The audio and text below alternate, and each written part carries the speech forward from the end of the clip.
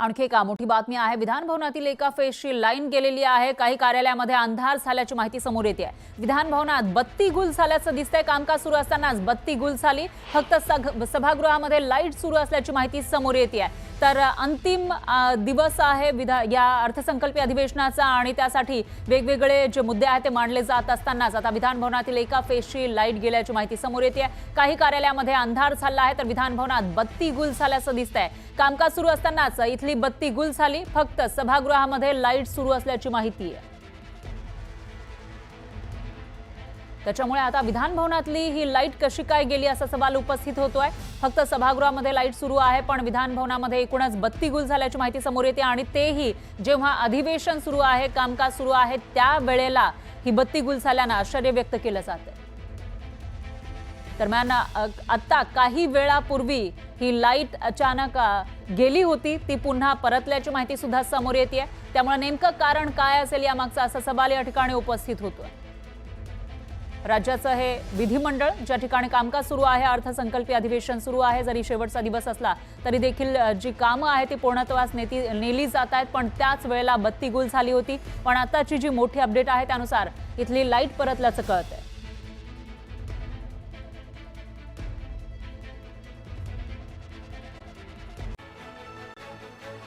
आमदार भास्कर जाधवांनी विधानसभेत एका वृत्तपत्राचा हवाला देत गंभीर आरोप केला। लक्षवेधी लावण्यासाठी किती पैसे पाहिजेत असं सत्ताधारी आमदार विचारतात। पैसे घ्या मात्र माझी लक्षवेधी लावा असा आमदार म्हणत असल्याचा दावा भास्कर जाधवांनी केला। भास्कर जाधव जबाबदार व्यक्ती, त्यांनी अशा पद्धतीने बोलणं कितपत योग्य आहे? भास्कर जाधवांनी फडणवीसांना भेटावं आणि सांगावं, कोणी दोषी असेल तर त्याच्यावर FIR दाखल करणार असं अजित पवार म्हणाले। विरोधी पक्षनेते पदाबाबत मुख्यमंत्री देवेंद्र फडणवीस यांनी सूचक विधान केलं। बाजूच्या खुर्चीचा निर्णय ज्या दिवशी अध्यक्ष घेतील तो आम्हाला मान्य असेल, तोपर्यंत बाजूची खुर्ची काही काळ रिकामी राहू द्या असं फडणवीस म्हणाले। त्यामुळे या अधिवेशनात विरोधी पक्षनेत्याची निवड नाहीच का अशी चर्चा सुरू झाली। वाघ्या कुत्र्याची समाधी हटवण्याच्या मागणीवर संभाजीराजे छत्रपती ठाम आहेत। वाघ्या कुत्र्याची संरक्षित स्मारकात नोंद नाही। अनेक शिवभक्तांकडून आधीही हा मुद्दा उपस्थित करण्यात आला असं संभाजीराजे म्हणाले। संभाजीराजेंकडून जीर्णोद्धाराचे फोटोही सादर करण्यात आले। वाघ्या कुत्र्याच्या समाधीवरनं गोपीचंद पडळकरांनी प्रतिक्रिया दिली। कुणीतरी सांगतं म्हणून कारवाई नको, वाद उकरून काढणं योग्य नाही, समिती स्थापन करून संशोधन करा अशी मागणी पडळकरांनी केली आहे। वाघ्या कुत्र्याची समाधी हा राज्यासमोरचा मुद्दा नाही, इतिहास तज्ज्ञांनी यावर मत मांडावं, त्यानंतर सरकार मार्ग काढेल अशी प्रतिक्रिया अमोल मिटकरींनी दिली। विधानसभा उपाध्यक्षपदी अण्णा बनसोडे यांची बिनविरोध निवड करण्यात आली। राहुल नार्वेकरांकडून बनसोडेंच्या नावाची घोषणा करण्यात आली। संतोष देशमुख हत्या प्रकरणातील आजची मकोका कोर्टातली सुनावणी संपली। कट रचून संतोष देशमुखांची हत्या केल्याचं निकम यांनी म्हटलेलं आहे आणि या प्रकरणी पुढील सुनावणी 10 एप्रिलला होणार आहे। संतोष देशमुख हत्या प्रकरणातील तपास अधिकारी पोलीस उप अधीक्षक अनिल गुजर यांनी सरकारी वकील उज्ज्वल निकम यांची भेट घेतली आणि या तपासासंदर्भात दोघांमध्ये काही काळ चर्चा देखील झाली आहे। गुढीपाडव्याला पंतप्रधान नरेंद्र मोदी नागपुरात येणार आहेत। पंतप्रधानांच्या नियोजित दौऱ्याच्या अनुषंगाने नागपूर पोलीस आयुक्त डॉक्टर रवींद्र कुमार सिंगल, मनपा आयुक्त तथा प्रशासक डॉक्टर अभिजित चौधरी यांनी दौऱ्यातील संपूर्ण मार्गाची पाहणी केली। विधान परिषदेत एकनाथ खडसे पुन्हा एकदा मंत्र्यांवर संतापले। सभागृहात फक्त 2 सदस्यांची उपस्थिती असल्यानं खडसेंनी संताप व्यक्त केला। अंतिम आठवडा प्रस्तावाला सर्वोच्च स्थान असूनही सदस्य संख्या नसल्यानं खडसे आक्रमक झालेत। विधान भवन परिसरात तरुणांनी झाडावर चढून आंदोलन केलं। काही काळानंतर पोलिसांनी तरुणाला खाली उतरवलं। पुण्यात शिवसेना उभाटाने बॅनरबाजी केली आहे। ठाणे रिक्षा, चष्मा, दाढी, गुवाहाटी आणि गद्दार या शब्दांना महाराष्ट्रात बंदी आहे का असा सवाल उपस्थित करत शिवसेनेला डिवचण्यात आलं। राष्ट्रवादी शरद पवार पक्षाचे नेते संजय कोकाटे शरद पवार गटाला रामराम त्यांनी ठोकलेला आहे आणि ते आज शिवसेनेत प्रवेश करणार आहेत। त्यामुळे माढ्यात शरद पवार गटाला मोठा धक्का बसला। पुण्यात उद्धव ठाकरेंना पुन्हा मोठा धक्का बसलाय। कसबा विधानसभा मतदारसंघातील महिला आघाडी तसंच पुण्यातील अनेक शाखा प्रमुख आणि शिवसैनिक शिवसेनेत प्रवेश करणार आहेत। मंत्री भरत गोगावले यांच्या मतदारसंघात लवकरच जनता दरबाराचं आयोजन करण्यात येणार आहे आणि अशी घोषणा त्यांनी शिवसेनेच्या कार्यकर्ता मेळाव्यातून केली। तर 10 दिवसांनी प्रत्येक तालुक्यात जनता दरबाराचं आयोजन करण्यात येणार आहे। प्रशांत गोरटकरला ठेवण्यात येणाऱ्या कोठडीबाहेरील सीसीटीव्ही देण्याची मागणी जी ती इंद्रजित सावंत यांनी पोलिसांकडे केली। कोर्टाच्या कामासाठी फुटेज देण्याची मागणी जी ती सावंत यांनी केली। पुण्याच्या केशवनगरमध्ये 3 दुकानांना भीषण आग लागली। या आगीत दुकानांमधील साहित्य जळून खाक झालं। दरम्यान अग्निशमन दलाने आगीवर नियंत्रण मिळवलं। कल्याण शिर्डी रोडवर सकाळपासूनच वाहतूक कोंडी झाली। याचा फटका नागरिकांसह विद्यार्थ्यांना बसलाय। विद्यार्थ्यांना रस्ता पार करण्यासाठी 2 तास लागल्यानं दुपारी शाळेत येणाऱ्या मुलांना चक्क सुट्टी द्यावी लागली। परीक्षेच्या तोंडावर शाळा बुडत असल्यानं पालकांनी नाराजी व्यक्त केली। शिमगोत्सवासाठी सुरू केलेला कशेडी बोगदा पुन्हा अंधारात गेला। 80 लाख रुपयांची अनामत रक्कम न भरल्यानं बोगद्यात अंधार आहे। दरम्यान अपघात होण्याची दाट शक्यता असल्यानं तातडीने वीज पुरवठा सुरू करण्याची मागणी केली जाते। दौंडमध्ये सापडलेली अर्भक ही भंगाळे रुग्णालयातील असल्याचं समोर आलंय। रुग्णालयातील कचरा भंगारवाल्याला नेण्यासाठी सांगितल्यानं नजर चुकीनं त्यानं त्या बरण्या नेल्या असं स्पष्टीकरण रुग्णालयातील डॉक्टरांनी दिलं। पुण्याच्या भवानी पेठ क्षेत्रीय कार्यालयाचे उपअभियंता रजेवर असल्यामुळे नागरिकांची कामं आणि ठेकेदारांची बिलं रखडली आहेत। त्यामुळे उपअभियंता हरवलेत, त्यांना शोधून देणाऱ्यास 500 रुपये बक्षीस देऊ असं पत्रक जे ते ठेकेदारांकडून देण्यात आलं। कंटेनर चालकाने ढाब्यावर लावलेल्या गाडीला अचानक आग लागल्यानं नागरिकांची तारांबळ उडाली। सुदैवानं चालक कंटेनरमध्ये नसल्यानं मोठा अनर्थ टळला। अग्निशमन दलाने आगीवर नियंत्रण मिळवलं।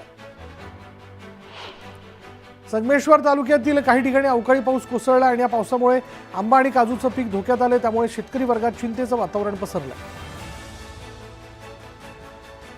सिल्लोड तालुक्यातील भवन इथल्या महिला सरपंचावर भ्रष्टाचाराचा आरोप केल्यानं महिला सरपंचानं उपसरपंच महिलेच्या कानाखाली लगावली आणि याचा व्हिडिओ व्हायरल झाल्यानं सिल्लोड ग्रामीण पोलिसांनी तक्रार देण्याची कारवाई सुरू केली।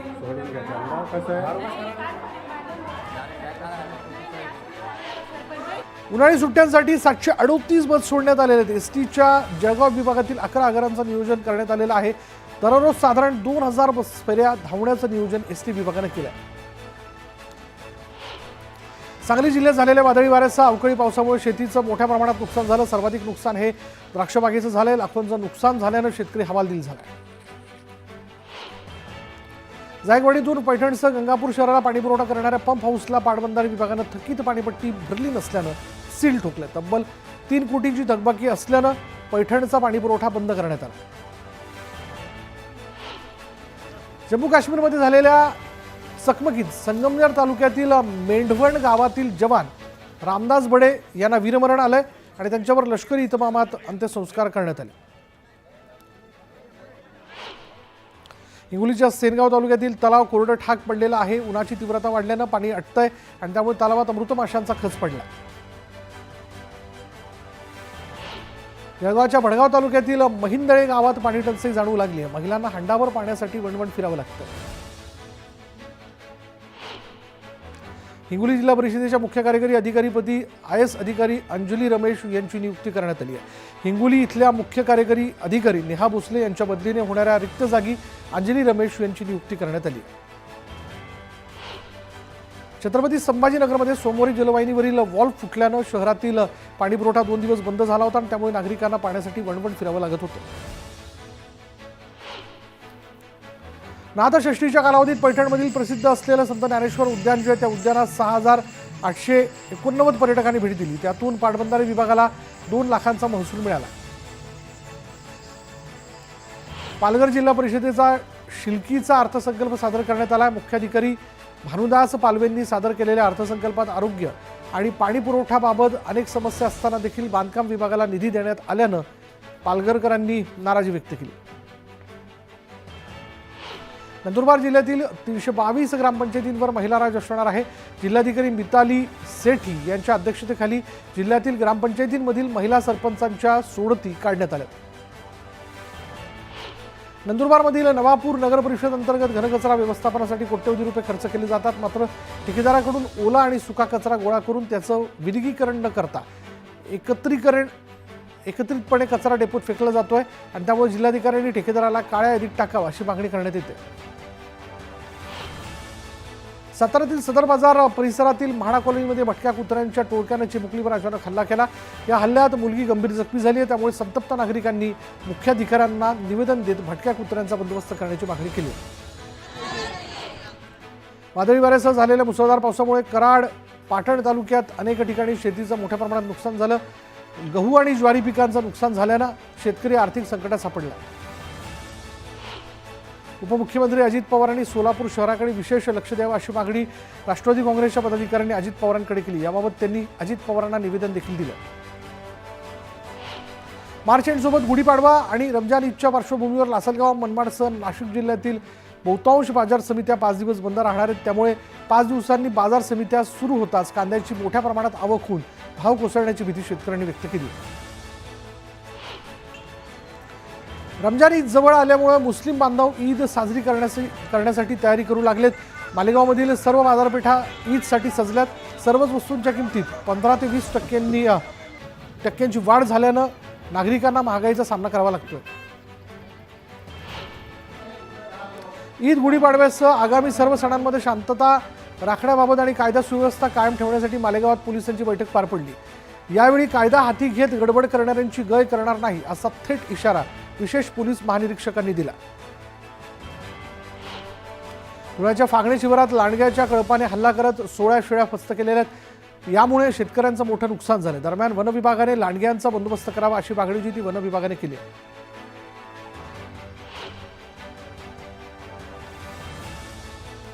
आंबेगाव तालुक्यातील टाकेवाडी गावात बिबट्यानं संरक्षक भिंतीवरनं उडी मारत 6 कोंबड्या फस्त केल्यात आणि हा सर्व प्रकार सीसीटीव्ही कॅमेऱ्यात कैद झाला असून बिबट्याला लवकरात लवकर जेरबंद करण्यात यावं अशी मागणी करण्यात येते। वर्सोवात एका दुकानात मराठीच्या मुद्द्यावरनं कर्मचारी आणि ग्राहकांमध्ये वाद झाला। व्हायरल व्हिडिओची मनसेने दखल घेतली। मनसैनिकांच्या दणक्यानंतर कर्मचारी अखेर वट्टीवर आला।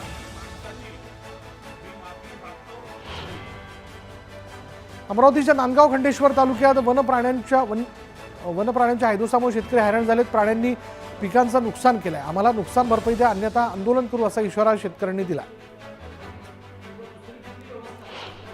संत ज्ञानेश्वर महाराजांच्या समाधी मंदिरात पाप मोचनी एकादशीच्या निमित्तानं विविध रंगी आकर्षक फुलांची सजावट करण्यात आली। समाधी मंदिरात दर्शन घेण्यासाठी भाविकांनी गर्दी केली।